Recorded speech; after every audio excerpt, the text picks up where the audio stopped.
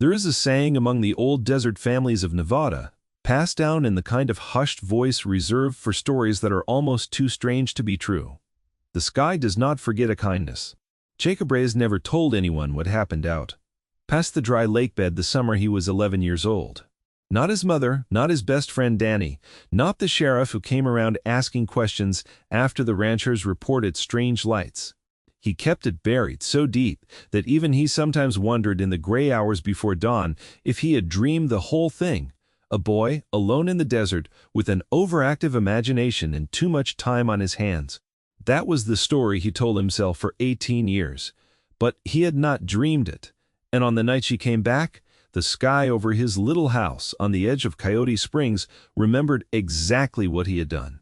Jacob was 30 years old when it happened, and, by every measure that mattered to the people around him, he was unremarkable. He ran a small motorcycle repair shop off Route 95, the kind of place with a hand-painted sign and a bell over the door that never quite hung straight. He lived alone in the house. His grandfather built out where the streetlights gave up and the stars took over completely. He had a dog named Wrench, a coffee maker that only worked if you hit it twice on the left side, and a reputation in town for being polite, quiet, and a little bit sad around the eyes. People in Coyote Springs liked Jacob well enough. They just did not think about him very much. He was the guy who fixed your carburetor and did not overcharge you. He was the guy who still, every single year, drove out to the dry lake bed on a particular night in July and sat there alone until morning. Nobody knew why. A few of the old-timers guessed it had something to do with his father, who had passed when Jacob was a boy. But that was not it either. Nobody asked, and Jacob never explained. He carried something in him that had no place to go.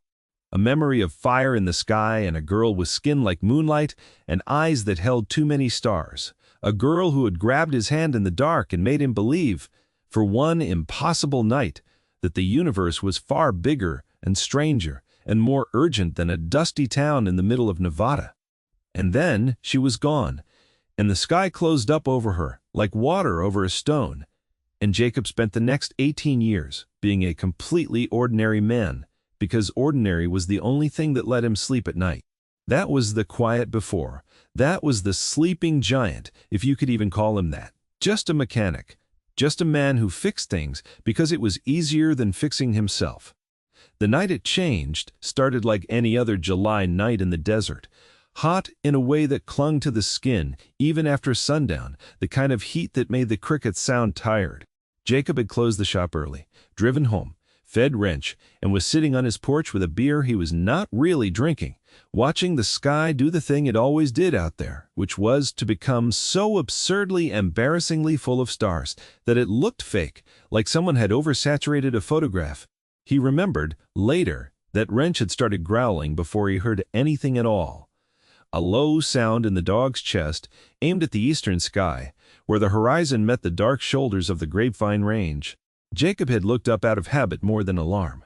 He had looked up at that same stretch of sky every July for 18 years, half hoping and mostly certain that hoping was foolish. This time, something answered. There was no flash of light, no thunderclap, nothing like the streak of fire he remembered from when he was 11. This was quieter, and somehow that made it worse. A shape simply resolved itself against the stars. First, a deeper patch of black within the black, then a curve, then a smooth dark hull descending with no sound at all, as if it were sliding down through water rather than air. It came down slow and sure in the flat scrub behind his property, maybe 200 yards from his porch, and the moment its underside touched the sand, the desert went utterly silent. No crickets, no wind. Even Wrench stopped growling and simply stood there, hackles up, staring. Jacob stood too. He set the beer down on the porch rail without looking at it, and it fell over and rolled off into the dirt, and he did not care. His heart was doing something complicated in his chest, something between terror and an old patient hope finally being paid out after 18 years of interest. A seam of light appeared along the hull, widened, and became a doorway. A figure stepped out. She was tall. That was the first thing he registered. Taller than the girl he remembered. Taller than him now, with a posture that carried unmistakable authority, the kind of bearing that came from command rather than simple confidence. Her skin still held that faint pearlescent shimmer under the moonlight, silver blue like the inside of an oyster shell, and her eyes, when they found him across the dark yard, still held that impossible depth, like looking into a night sky that went on forever. She was wearing something that was not quite armor and not quite ceremonial robe, dark plating over a deep violet underlayer, marked with symbols that seemed to shift slightly when he tried to focus on them. And she was not afraid. That was the thing that struck him hardest. Standing there in his own backyard, with his heart hammering. The last time he had seen her, she had been shaking, bleeding from a cut above her eye, hunted, 11 years old in whatever years her people counted, and terrified in a way that had made something in young Jacob's chest crack open with the fierce, uncomplicated need to protect her. Now she stood in the wreckage of his sand and scrub like she owned the horizon. "Jacob Reyes," she said, and her voice was the same, and also entirely different, deeper, steadier, carrying a resonance that seemed to come from somewhere beneath the words themselves. "You still live where you were born." He could not speak for a moment. 18 years of telling himself he had imagined her, and here she was, saying his name like no time had passed at all. Nixera, he finally managed, and the name felt strange and precious in his mouth after so long. "You came back." "I promised I would," she said, "though I imagine you stopped believing that a long time ago." "Every July," he said, "I go out to the lake bed. Every single year." Something moved across her face then, something that softened the commanding stillness of her, and for just a moment she looked 11 years old again, looked like the frightened girl who had clutched his sleeve in the dark and begged him, in broken, learning English, not to let them find her. "I know," she said quietly. "I have been watching. To understand what happened next, you have to go back. You have to go back 18 years, to a boy who had no business being brave and did not know yet that bravery rarely announces itself in advance.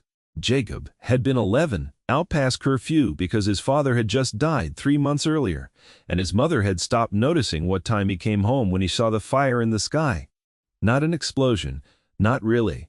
More like a wound tearing open in the atmosphere, trailing green-white light that cut low across the horizon and vanished behind the ridge past the old Hendricks ranch.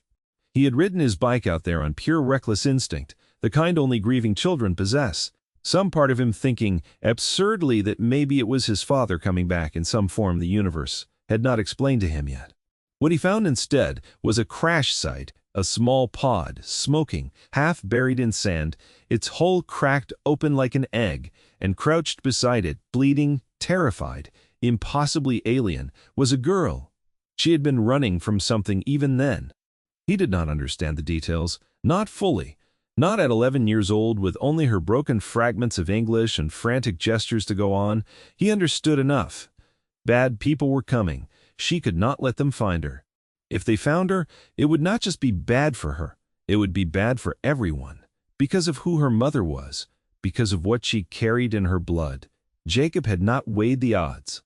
He had not thought about danger or consequence, or the fact that he was 100 pounds soaking wet and utterly unequipped to help anyone against anything. He had simply taken off his jacket, wrapped it around her shoulders because she was shivering despite the desert heat, and said the only thing that felt true. "I'm not going to let anybody find you either."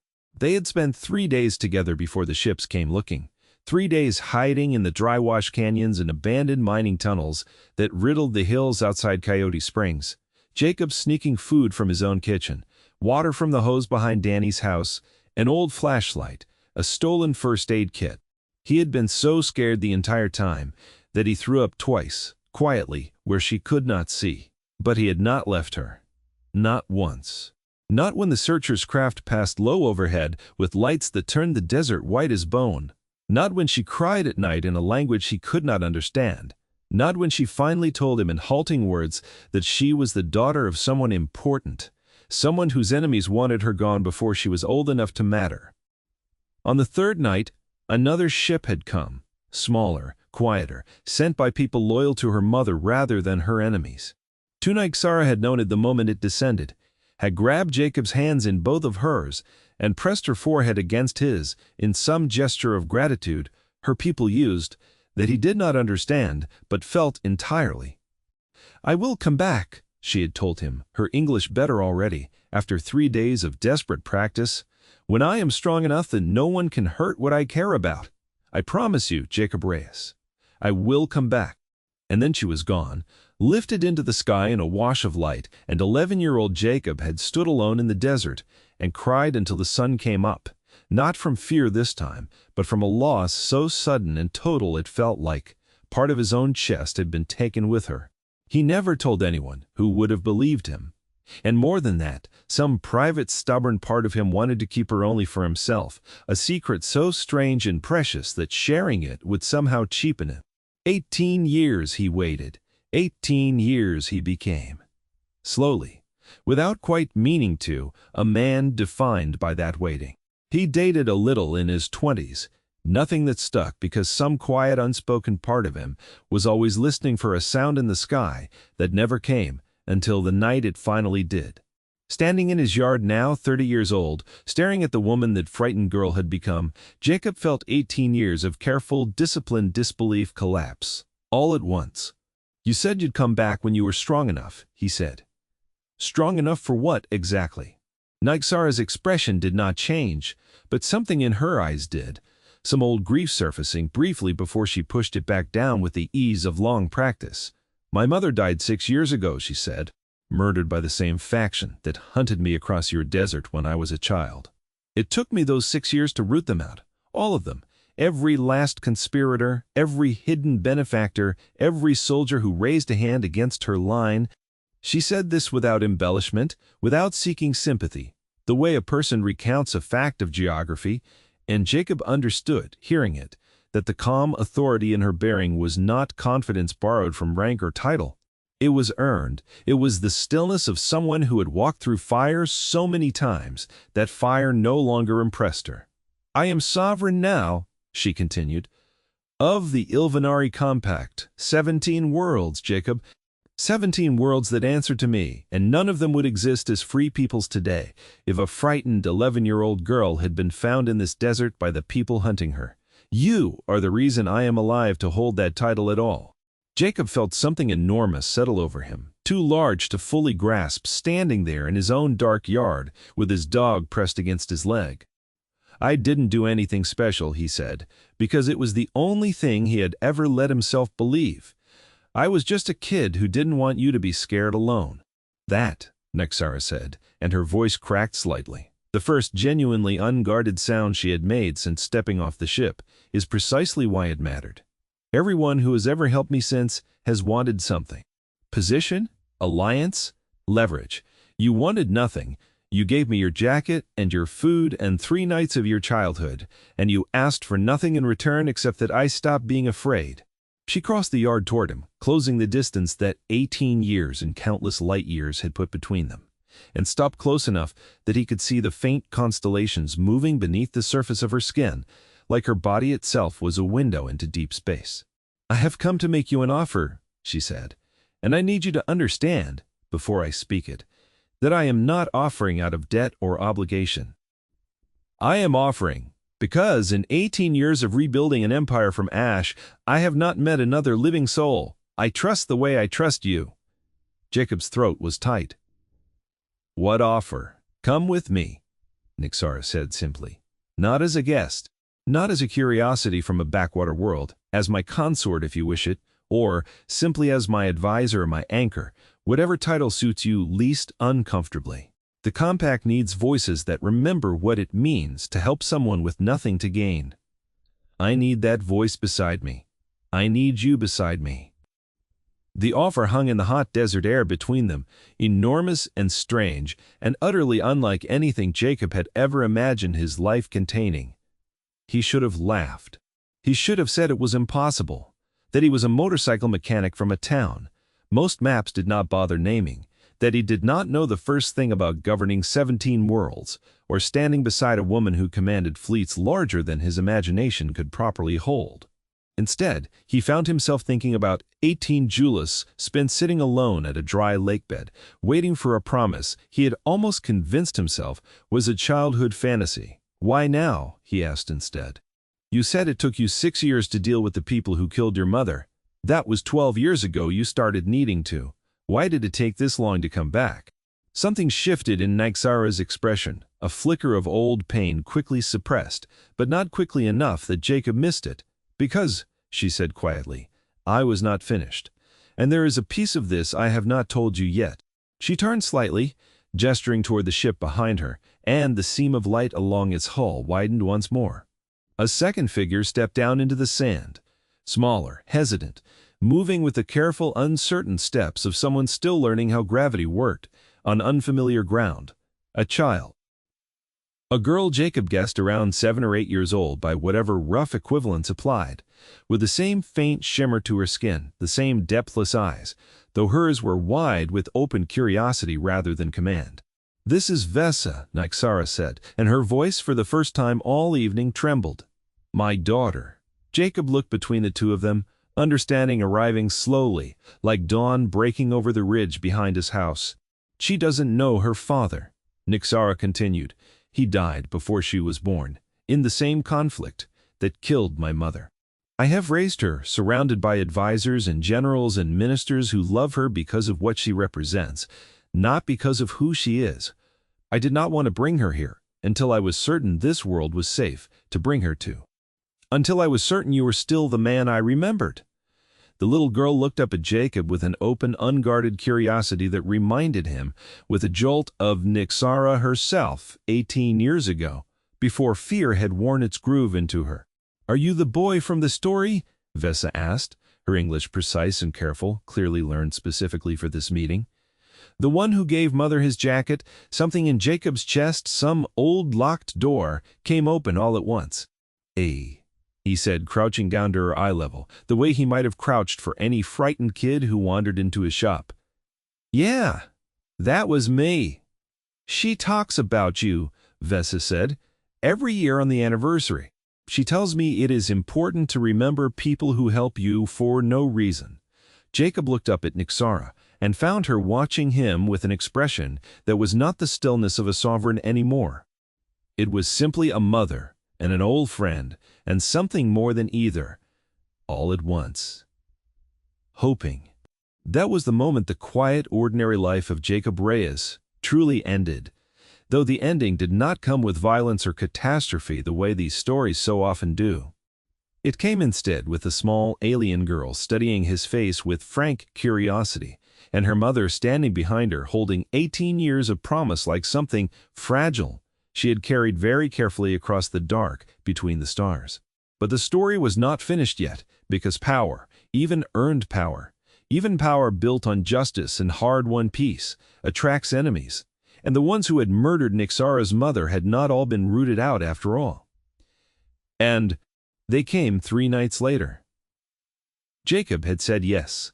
Not immediately, not without long conversations on his porch that stretched past midnight.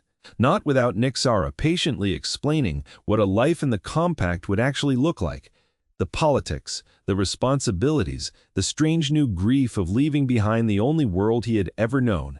He had said yes anyway, because some decisions, when you strip away all the complexity, are actually very simple, and this was one of them. He loved her. He had loved her in some quiet, buried way since he was 11 years old, and gave a frightened stranger his jacket in the desert dark. 18 years had not changed that.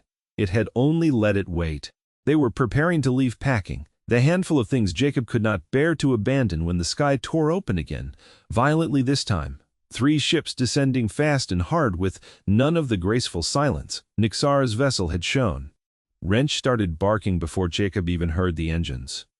Get inside, Nixara said, and her voice had changed instantly. All the warmth gone, replaced by something hard and immediate and commanding. Vesa, with me? Jacob did not get inside. He grabbed the tire iron from beside his workbench without even thinking about it. Some old animal instinct from 18 years ago, rising back up. The same instinct that had once sent an unarmed 11-year-old boy running toward danger instead of away from it. The ships landed hard in the scrub, kicking up sheets of sand, and figures poured out of them, armed with weapons that hummed with a low, ugly frequency. Jacob counted 8 of them before he lost count in the chaos, And he understood, watching Nixara step forward to meet them with Vesa pulled protectively behind her, that this was not a random attack. This was an assassination, carefully planned, timed for the one moment she might be furthest from her own forces. "Sovereign," the lead soldier said, his voice distorted through some kind of vocal modulator, dripping with contempt. "How convenient. We find you, undefended, on a primitive world, with the heir in tow. My employers will be pleased." "Your employers are already dead," Nixara said coldly. "I burned the last of their network myself 6 years ago." "Not all of it," the soldier said. "Some of us learned patience. We knew you would eventually come here, to this dirt world you are so sentimental about. We only had to wait." Jacob felt something cold and absolute settle into him. The same feeling he remembered from being 11 years old and deciding, without weighing the odds at all, that he would not let this girl be found. Except now, he was not a child with nothing but a tire iron and desperate nerve. He was still, admittedly, a man with a tire iron, but he had grown up. "You picked the wrong dirt world," Jacob said, stepping out from the porch shadow into the moonlight, and his voice came out steadier than he expected. The lead soldier's masked head turned toward him, clearly assessing him as an irrelevant curiosity, a local pest to be dealt with in passing. "Kill the human," the soldier said dismissively, and 2 of his men peeled off toward Jacob. What the soldier did not know, what none of them knew, was that Jacob Reyes had spent 18 years since that desert night training in ways nobody in Coyote Springs ever asked about or noticed. He had told people it was a hobby, something to fill the lonely hours after the shop closed.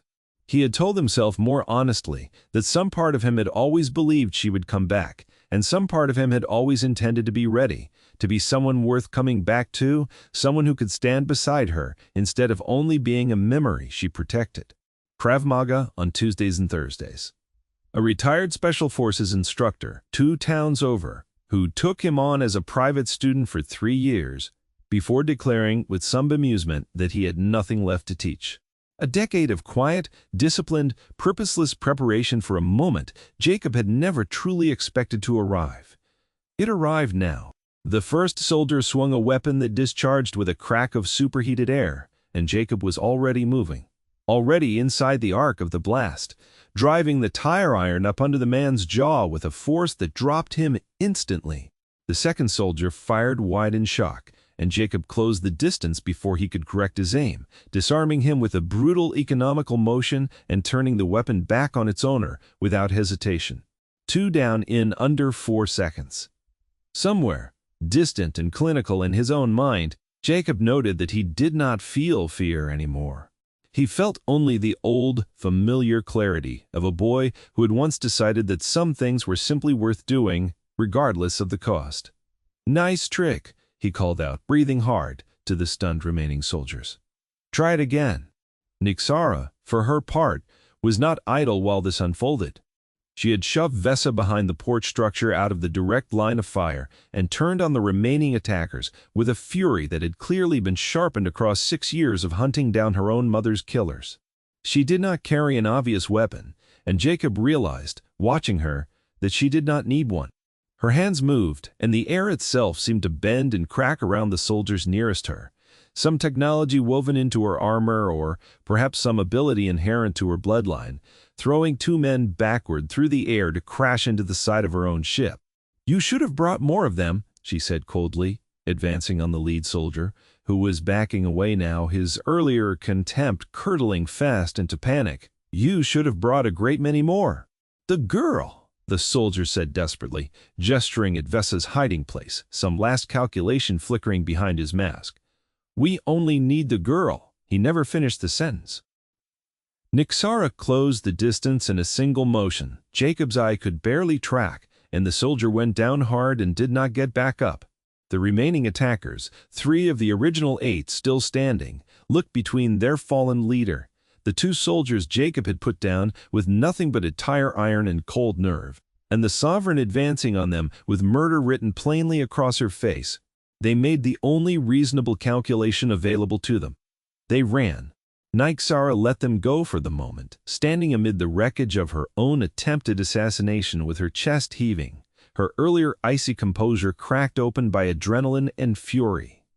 Jacob crossed the sand toward her, tire iron still in hand, and found Vesa peeking out from behind the porch post, eyes enormous, staring at him with an expression that had shifted from curiosity into something closer to awe.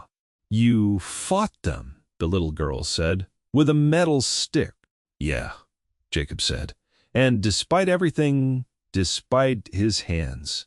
Shaking now that the clarity had drained out of him and left plain human fear in its wake, he managed something like a smile. "Turns out, that's mostly what I'm good for."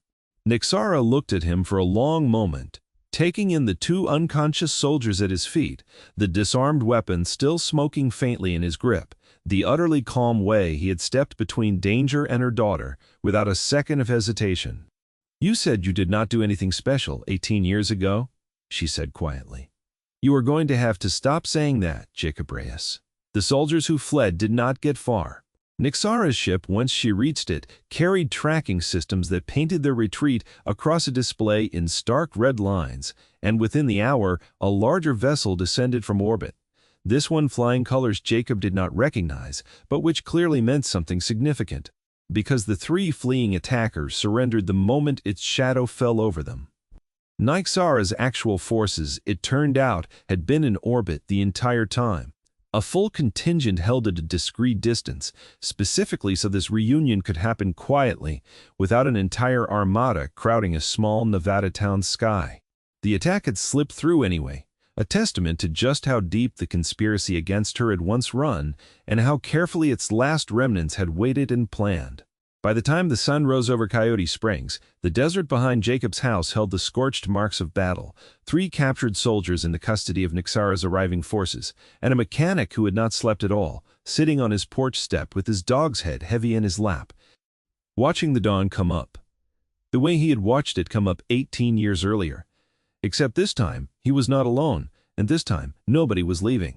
"They will be interrogated," Nixara said, settling onto the step beside him, Vesa already asleep against her shoulder, worn out by a night no child should have had to witness.